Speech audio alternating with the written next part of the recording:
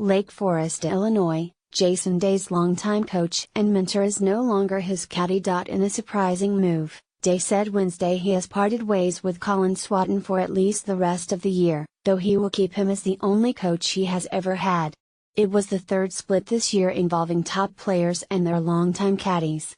Phil Mickelson and Jim Bones Mackay split after 25 years, while Rory McIlroy parted with JP Fitzgerald after nearly a decade. "I never wanted it to turn into a toxic relationship," Day said. "I was worried if I kept it going, it was going to head that way, and I love him too much to have him not in my life." Swatton was as much a life coach as his golf instructor and caddy. Day was a 12-year-old in Australia who got caught up in drinking and fighting after his dad died.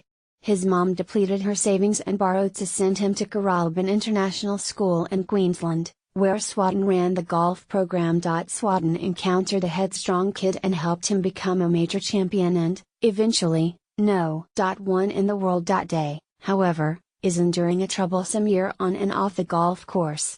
He has fallen from number 1 to 9 in the world ranking, and his FedEx Cup ranking of number 28 means he is in jeopardy of not advancing to the Tour Championship for the first time in 5 years. Ultimately, he found his relationship with Swatton getting stale. He said the last 2 tournaments were particularly strained, with them hardly speaking. "Everything is great when you win, but when you're playing poorly, that's when a true test of a relationship actually happens between a player and a caddy," Day said.